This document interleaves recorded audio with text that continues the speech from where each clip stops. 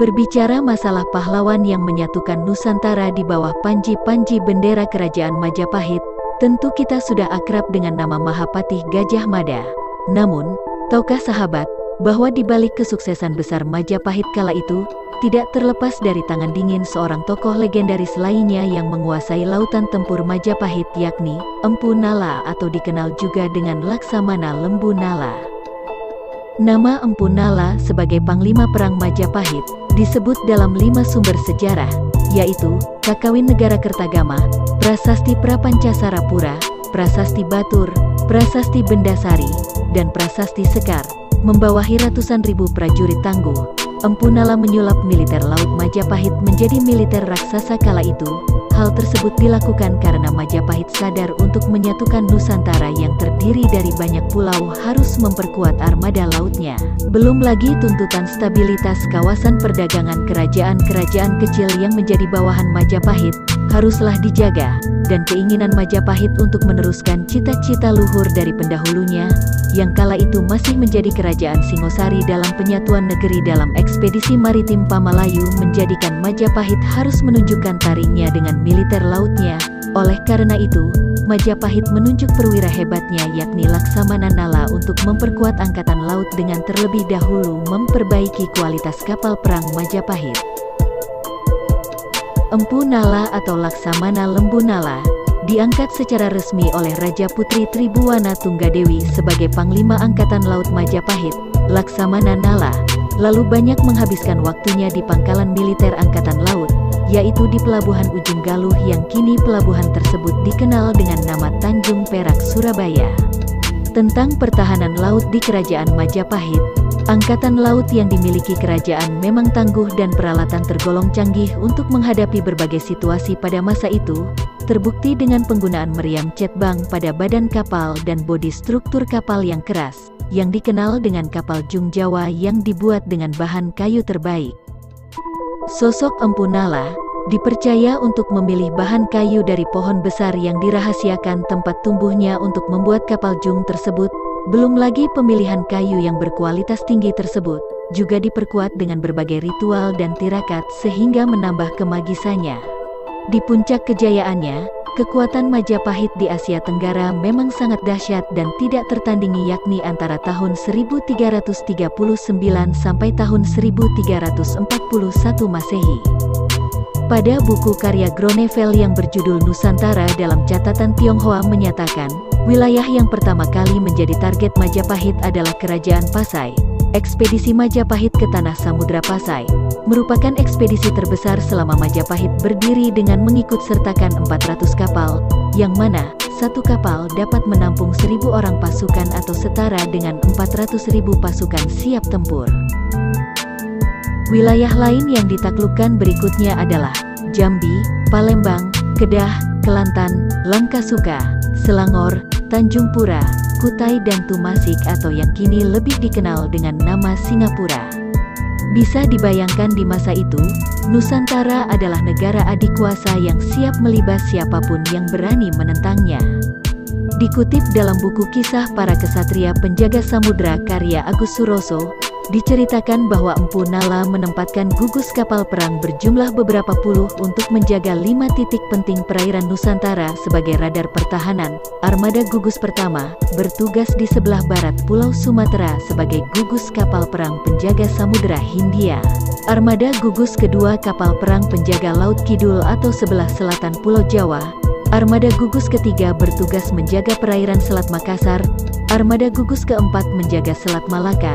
Dan terakhir armada gugus kelima menjaga Laut Jawa hingga ke arah timur sampai ke Kepulauan Rempah-Rempah yaitu Maluku.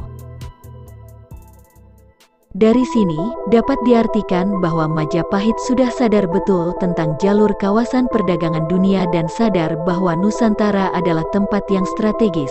Terlebih, perang berkepanjangan di jalur sutra yang sering memutus jalur perdagangan Asia dengan Eropa, menjadikan begitu diminatinya jalur maritim Asia Tenggara sebagai jalur alternatif perdagangan.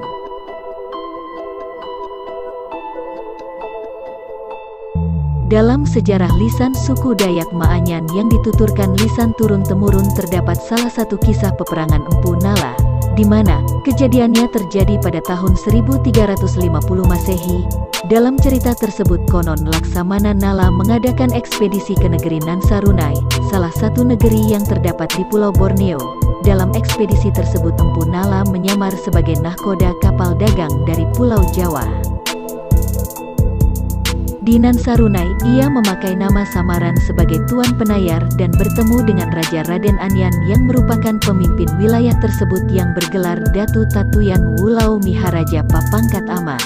Laksamana Nala sangat kagum melihat begitu banyak barang-barang terbuat dari emas murni. Ketika itu ia dipersilahkan untuk melihat-lihat perlengkapan pesta adat di ruangan tempat bermusyawarah. Begitu kagumnya Laksamana Nala kala itu, ia melihat balai adat yang terbuat dari ukiran emas murni yang dimana di bagian atasnya bermotif patung manusia yang begitu besar dengan seni pahat yang begitu indah. Setelah kembali ke Majapahit, Laksamana Nala berpendapat untuk menundukkan Nansarunai sebagai bagian dari Sumpah Palapa dalam mempersatukan Nusantara dan bagaimanapun harus dicari kelemahan Raja Raden Anyan tersebut. Setelah meneliti bahkan sampai pulang pergi dari Nansarunai, ternyata belum ada kesimpulan tepat yang dapat ditarik sebagai kelemahan Raden Anyan tersebut. Terlebih Raden Anyang begitu disegani oleh masyarakatnya karena konon memiliki kesaktian yang begitu hebat. Suatu ketika dalam tugas observasinya, Empu Nala berinisiatif mengajak sang istri untuk memperkenalkan negeri yang begitu kaya dan indah tersebut, sembari menjadikan tugas tersebut sebagai rekreasi. Hingga akhirnya sang istri begitu terpincut dengan negeri Nansarunai dan memutuskan untuk tinggal beberapa bulan di sana.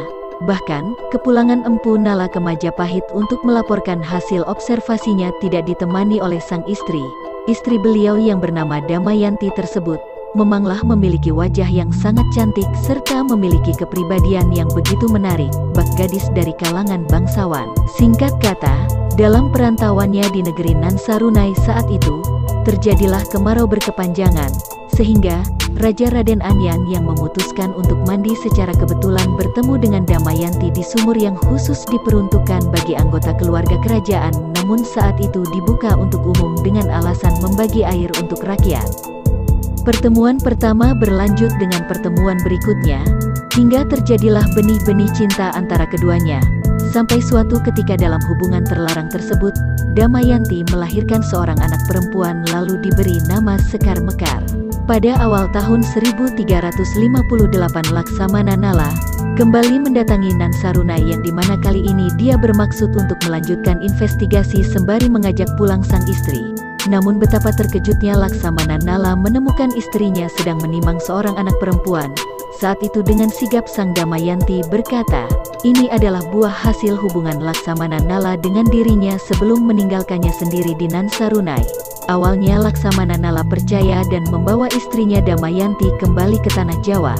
Namun, suatu ketika Laksamana Nala secara kebetulan mendengar istrinya bersenandung untuk menidurkan Putri Sekar Mekar, di mana syair-syairnya menyebutkan bahwa Sekar Mekar mempunyai ayah yang sebenarnya ialah Raja Raden Anyan.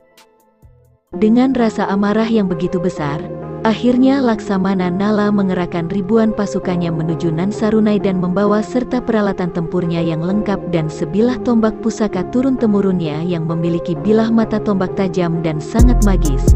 Sesampainya di sana, armada tempur Majapahit mengamuk bak banteng yang tidak bisa ditenangkan, merusak pelabuhan dan merangsek masuk ke dalam kadipaten.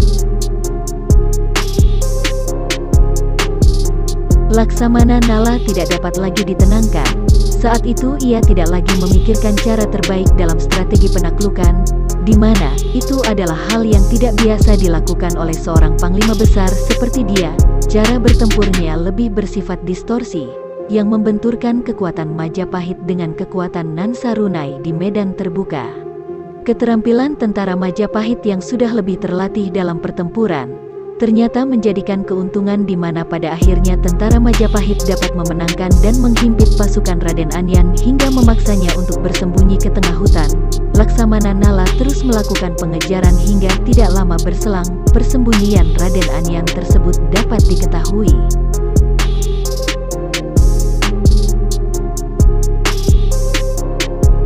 Empu Nala sekali lagi menunjukkan kualitasnya dengan mengajak duel Raden Anyan 1 lawan 1. Layaknya seorang pria ksatria, keduanya konon memiliki kedikdayaan yang begitu hebat.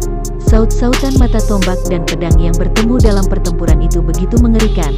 Dalam duel tersebut Laksamana Nala mampu merobohkan Raden Anyan hingga tewas dengan menghunuskan tombak saktinya ke bagian dada Raden Anyan, dan sekaligus menjadi penanda perluasan Majapahit di daerah tersebut.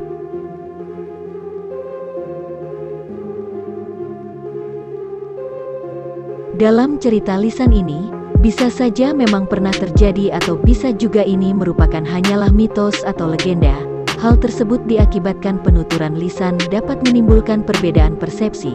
Namun untuk bukti sejarah lainnya seperti Negara Kertagama yang telah ditulis dan disusun dari fakta sejarah tentu dapat menjadi sumber acuan kita bersama, di mana penggambaran Majapahit dan sepak terjang para tokoh di dalamnya begitu epik untuk disimak.